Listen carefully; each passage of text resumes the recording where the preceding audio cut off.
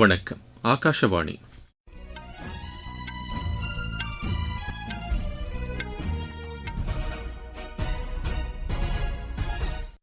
செய்திகள் வாசிப்பவர் கோபாலகிருஷ்ணன். தலைப்புச் செய்திகள். கேரளம், அஸ்ஸாம் மாநிலங்களிலும் புதுச்சேரி யூனியன் பிரதேசத்திலும் தேர்தல் பிரச்சாரம் இன்று மாலையுடன் நிறைவடைகிறது. மத்தியிலும் யூனியன் பிரதேசத்திலும் ஒரே அரசு இருந்தபோதும் புதுச்சேரி வளர்ச்சி பெறவில்லை என்று திமுக தலைவர் திரு மு க ஸ்டாலின் குற்றம் சாட்டியுள்ளார். தலைமை தேர்தல் ஆணையர் திரு ஞானேஷ்குமாரை பதவியிலிருந்து நீக்கக் கோரும் எதிர்க்கட்சிகளின் தீர்மானத்தை நாடாளுமன்றத்தின் இரு அவைகளின் தலைவர்களும் நிராகரித்துள்ளனர். ஹார்மோஸ் நீரிணையை மீண்டும் திறக்காவிட்டால் ஈரானை ஒரே இரவில் அமெரிக்காவால் நிறைகுலைய செய்ய முடியும் என்று அதிபர் திரு டொனால்டு ட்ரம்ப் எச்சரிக்கை விடுத்துள்ளார். ஐபிஎல் கிரிக்கெட் போட்டியில் கொல்கத்தா, பஞ்சாப் அணிகளுக்கு இடையான ஆட்டம் மழையால் ரத்தானது. இனி விரிவான செய்திகள். கேரளம், அஸ்ஸாம் மாநிலங்களிலும் புதுச்சேரி யூனியன் பிரதேசத்திலும் தேர்தல் பிரச்சாரம் இன்று மாலையுடன் நிறைவடைகிறது. இந்த மாநிலங்களில் அரசியல் கட்சித் தலைவர்கள் இறுதிக்கட்ட பிரச்சாரத்தில் ஈடுபட்டுள்ளனர். கேரளத்தில் காங்கிரஸ் தலைமையிலான ஐக்கிய ஜனநாயக முன்னணியை ஆதரித்து அக்கட்சியின் மூத்த தலைவர் திருமதி பிரியங்கா காந்தி, அக்கட்சியின் பொதுச் செயலாளர் திரு கே சி வேணுகோபால் ஆகியோர் தேர்தல் பிரச்சாரத்தில் ஈடுபட்டனர். ஆளும் இடதுசாரி ஜனநாயக முன்னணியை ஆதரித்து முதலமைச்சர் திரு பினராயி விஜயன், மார்க்சிஸ்ட் கம்யூனிஸ்ட் கட்சியின் பொதுச் செயலாளர் எம்.ஏ. பேபி உள்ளிட்டோர் வாக்கு சேகரித்தனர்.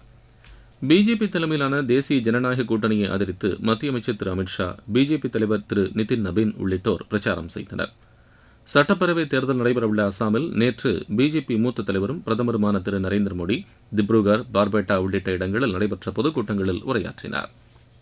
அம்மாநிலத்தில் பிஜேபி மூன்றாவது முறையாக தேர்தலில் வெற்றி பெற்று ஆட்சி அமைக்கும் என்று அவர் நம்பிக்கை தெரிவித்தார். காங்கிரஸ் கட்சியும் அம்மாநிலத்தில் தீவிர பிரச்சாரத்தில் ஈடுபட்டது.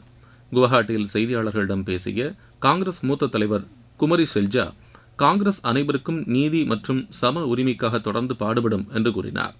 இதற்கிடையில் தமிழ்நாட்டில் ஒரே கட்டமாக தேர்தல் நடைபெறவுள்ளதால் அதற்காக தாக்கல் செய்யப்பட்டுள்ள வேட்புமனுக்கள் மீதான பரிசீலனை இன்று நடைபெறவுள்ளது. மேற்குவங்கத்தில் முதற்கட்ட வாக்குப்பதிவு நடைபெறவுள்ள தொகுதிகளில் தாக்கல் செய்யப்பட்டுள்ள மனுக்கள் மீதான பரிசீலனையும் இன்று நடைபெறவுள்ளது. மத்தியிலும் யூனியன் பிரதேசத்திலும் ஒரே அரசு இருந்தபோதும் புதுச்சேரி வளர்ச்சி பெறவில்லை என்று திமுக தலைவர் திரு மு க ஸ்டாலின் குற்றம் சாட்டியுள்ளார்.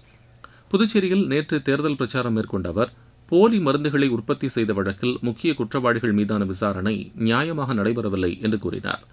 புதுச்சேரியின் நீண்டகால கோரிக்கைகள் இன்னும் நிறைவேற்றப்படவில்லை என்றும், மாநில அந்தஸ்து வழங்கப்பட வேண்டும் என்ற கோரிக்கையும் நிறைவேற்றப்படவில்லை என்றும் திரு மு க ஸ்டாலின் கூறினார். மேற்குவங்க முதலமைச்சர் செல்வி மம்தா பானர்ஜி பொதுக்கூட்டங்களில் அரசியலமைப்பு சட்ட பதவிகளில் இருப்பவர்களை அவமதிப்பதோடு மட்டுமல்லாமல் திட்டமிட்டு தவறான தகவல்களை பரப்பி வருவதாக பிஜேபி குற்றம் சாட்டியுள்ளது. கொல்கத்தாவில் பெஹாலா பகுதியில் நேற்று செய்தியாளர்களிடம் பேசிய அம்மாநில எதிர்க்கட்சித் தலைவர் திரு சுவேந்து அதிகாரி, தனது கட்சியின் தேர்தல் வாய்ப்புகள் சரிவதை புரிந்து கொண்டதாலேயே முதல்வர் இத்தகைய பொய் பிரச்சாரங்களை முன்னெடுத்து வருவதாக தெரிவித்தார். மேலும் மாநிலம் தழுவிய தேர்தல் பிரச்சாரம் முழுவதையும் தன்னை சுற்றியே அவர் அமைத்துக் கொள்வதாகவும் அவர் விமர்சித்தார்.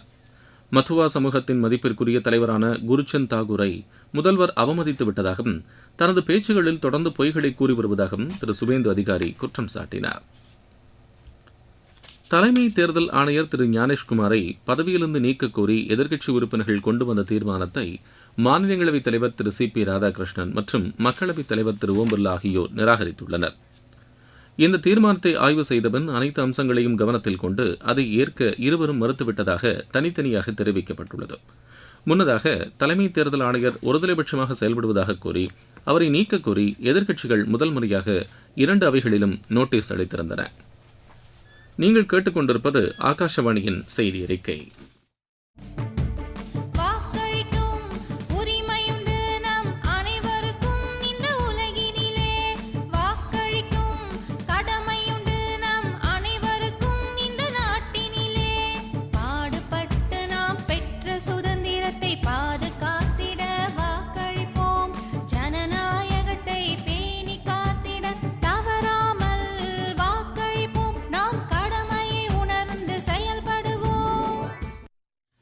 இந்தியாவின் வரி விதிப்பு முறையானது எளிமை, தொழில்நுட்பம், நம்பிக்கை மற்றும் வெளிப்படைத்தன்மை ஆகியவற்றை நோக்கி முன்னேறியுள்ளதாக நிதியமைச்சர் திருமதி நிர்மலா சீதாராமன் தெரிவித்துள்ளார். இது நாட்டின் நிதி திறனை வலுப்படுத்தி வருவதாகவும் அவர் குறிப்பிட்டுள்ளார். புதுதில்லியில் நடைபெற்ற பொது நிதி மற்றும் கொள்கைக்கான தேசிய நிறுவனத்தின் பொன்விழா கொண்டாட்டத்தில் உரையாற்றிய அவர், கடந்த 10 ஆண்டுகளில் நாட்டின் வருவாய் சார்ந்த கட்டமைப்பில் ஒரு மிகப்பெரிய மாற்றம் ஏற்பட்டுள்ளதாக கூறினார். முன்பு அதிக வரி விகிதங்கள் குறுகிய வரி வரம்பு மற்றும் தன்னிச்சையான மதிப்பீடுகளை கொண்டிருந்த நிலை மாறி தற்போது நவீனமான முறை பின்பற்றப்படுவதை அவர் சுட்டிக்காட்டினார். மேலும் மாநிலங்களின் கடன்களையும் உள்ளடக்கிய நாட்டின் ஒட்டுமொத்த அரசின் கடன் மற்றும் மொத்த உள்நாட்டு உற்பத்தி விகிதமானது 81% உள்ளது என்றும் இது ஜெர்மனிக்கு அடுத்தபடியாக வளர்ந்த பொருளாதார நாடுகளிலேயே மிக குறைவான விகிதம் என்றும் திருமதி நிர்மலா சீதாராமன் தெரிவித்தார். தில்லி சட்டப்பேரவை வளாகத்திற்குள் அத்துமீறி நுழைந்த சம்பவம் தொடர்பாக 3 நபர்களை கைது செய்து காவல்துறையினர் தீவிரமாக விசாரணை நடத்தி வருகின்றனர். நேற்று காரில் வந்த நபர் ஒருவர் சட்டப்பேரவை வளாகத்திற்குள் அத்துமீறி நுழைந்து பாதுகாப்பு விதிமுறைகளை மீறினார். இதையடுத்து தில்லி முழுவதும் காவல்துறையினர் தீவிர தேடுதல் வேட்டையில் ஈடுபட்டனர். அதன் விளைவாக ரூப்நகர் பகுதியில் அந்த வாகனம் மறிக்கப்பட்டு அதில் இருந்தவர்கள் பிடிபட்டனர். விசாரணையில் பிடிபட்ட முக்கிய நபர் உத்தரப்பிரதேச மாநிலம் பிலிபித்தைச் சேர்ந்த 37 வயதான சரப்ஜித் சிங் என்பது அடையாளம் காணப்பட்டுள்ளது. அவருடன் இருந்த மேலும் இருவரையும் காவல்துறையினர் கைது செய்து விசாரணை நடத்தி வருகின்றனர். மத்திய சுரங்க அமைச்சகம் கனிம சுரங்கங்களுக்கு அளிக்கப்படும் சலுகைகளில் முக்கிய திருத்தங்களை செய்துள்ளது. இந்த புதிய திருத்தங்கள் சுரங்க குத்தகையில் அருகாமையில் உள்ள பகுதிகள் மற்றும் அதனுடன் தொடர்புடைய பிற கனிமங்களை இணைப்பதற்கான வழிமுறைகளை எளிதாக்கியுள்ளது. இதன் மூலம் ஆழமான பகுதிகளில் கனிமங்களை எடுப்பதற்கான குத்தகை அல்லது ஒருங்கிணைந்த உரிமம் வைத்திருப்பவர்கள் தங்களுக்கு ஒதுக்கப்பட்ட பகுதியை ஒட்டியுள்ள நிலப்பரப்பை ஒருமுறை விரிவுபடுத்திக் கொள்ள விண்ணப்பிக்கலாம். இந்த விண்ணப்பங்களை ஒரு குறிப்பிட்ட காலக்கெடுவுக்குள் பரிசீலிக்க புதிய விதிகள் வழிவகை செய்கின்றன என்று மத்திய அரசு தெரிவித்துள்ளது. உலகளாவிய எரிசக்தி பாதையான ஹார்மோஸ் நீரிணையை குறிப்பிட்ட காலக்கெடுவுக்குள் மீண்டும் திறக்காவிட்டால் ஈரானை ஒரே இரவில் அமெரிக்காவால் நிலைகுலைய செய்ய முடியும் என்று அமெரிக்க அதிபர் திரு டொனால்டு ட்ரம்ப் எச்சரிக்கை விடுத்துள்ளார். வளைகுடா பகுதியில் எரிசக்தி விநியோகம் தடையின்றி கிடைப்பதை உறுதி செய்யும் வகையில் ஒரு ஒப்பந்தத்திற்கு ஈரான் முன்வர வேண்டும் என்று திரு ட்ரம்ப் காலக்கெடு விதித்துள்ளார். வாஷிங்டனில் நேற்று வெள்ளை மாளிகையில் நடைபெற்ற செய்தியாளர் சந்திப்பில் பேசிய அவர், ஈரானுடன் ஒப்பந்தம் எட்டப்படாவிட்டால் அந்நாட்டின் முக்கிய கட்டமைப்புகள் மிக விரைவாக அழிக்கப்படலாம் என்று கூறினார். சில ஈரானிய தலைவர்கள் நல்லெண்ணத்துடன் பேச்சுவார்த்தை நடத்த முன் வந்துள்ளதாகவும், இருப்பினும் நிலைமை இன்னும் உறுதி செய்யப்படவில்லை என்றும் அவர் குறிப்பிட்டார். இப்பகுதியில் அமெரிக்காவின் ராணுவ முயற்சிகளுக்கு ஆதரவளிக்காத பசிபிக் கூட்டணி நாடுகளை, குறிப்பாக நேட்டோ நாடுகளை திரு ட்ரம்ப் கடுமையாக விமர்சித்தார். இதற்கிடையில் அமெரிக்காவின் போர் நிறுத்த முன்மொழிவுகளை ஈரான் நிராகரித்துள்ளது. ஈரானுக்கு எதிரான விரோத போக்கை அமெரிக்கா உடனடியாக நிறுத்திக் கொள்ள வேண்டும் என்றும் பொருளாதார தடைகளை திரும்பப் பெற வேண்டும் என்றும் அந்நாடு கோரிக்கை வைத்துள்ளது. சுமார் 50 ஆண்டுகளுக்கு பிறகு நிலவை நோக்கி சென்றுள்ள ஆர்டிமிடிஸ் 2 விண்கலத்தின் வீரர்கள் பூமியிலிருந்து அதிக தூரம் பயணம் செய்த மனிதர்கள் என்ற புதிய உலக சாதனையை படைத்துள்ளனர். அப்போலோ 13 விண்கலம் 1970ஆம் ஆண்டு நிகழ்த்திய சாதனையை முறியடித்து பூமியிலிருந்து சுமார் 4,06,774 கிலோமீட்டர் சென்று இந்த வரலாற்று மைல்கல்லை அவர்கள் எட்டியுள்ளனர். தற்போது நிலவை சுற்றி வரும் இந்த 6 மணி நேர பயணத்தின் போது நிலவின் மறுபக்கத்தை இதுவரை யாரும் காணாத மிக தெளிவான காட்சிகளை விண்வெளி வீரர்கள் ரசித்து வருகின்றனர். இந்த திட்டமானது நிலவின் தென்துருவத்தில் மனிதர்களை இறக்குவதற்கான நாசாவின் அடுத்தகட்ட முயற்சிக்கு ஒரு முன்னோடியாகும் என்று விண்வெளி ஆராய்ச்சியாளர்கள் தெரிவித்துள்ளனர். IPL கிரிக்கெட் போட்டியில் கொல்கத்தா பஞ்சாப் அணிகளுக்கு இடையேயான ஆட்டம் மழையால் ரத்து செய்யப்பட்டதால் இரு அணிகளுக்கும் தலா ஒரு புள்ளி வழங்கப்பட்டது.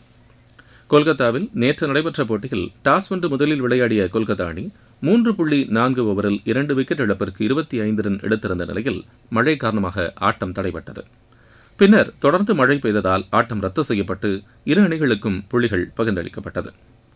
குவஹாட்டியில் இன்றிரவு 7:30 மணிக்கு நடைபெறவுள்ள ஆட்டத்தில் ராஜஸ்தான் அணி மும்பையை எதிர்கொள்கிறது. ISL கால்பந்து போட்டியில் சென்னை அணி இன்று காஷி அணியை எதிர்கொள்ள உள்ளது. இந்த போட்டி இன்றிரவு 7:30 மணிக்கு தொடங்குகிறது. மீண்டும் தலைப்புச் செய்திகள். கேரளம், அஸ்ஸாம் மாநிலங்களிலும் புதுச்சேரி யூனியன் பிரதேசத்திலும் தேர்தல் பிரச்சாரம் இன்று மாலையுடன் நிறைவடைகிறது. மத்தியிலும் யூனியன் பிரதேசத்திலும் ஒரே அரசு இருந்தபோதும் புதுச்சேரி வளர்ச்சி பெறவில்லை என்று திமுக தலைவர் திரு மு க ஸ்டாலின் குற்றம் சாட்டியுள்ளார். தலைமை தேர்தல் ஆணையர் திரு ஞானேஷ்குமாரை பதவியிலிருந்து நீக்கக் கோரும் எதிர்க்கட்சிகளின் தீர்மானத்தை நாடாளுமன்றத்தின் இரு அவைகளின் தலைவர்களும் நிராகரித்துள்ளனர்.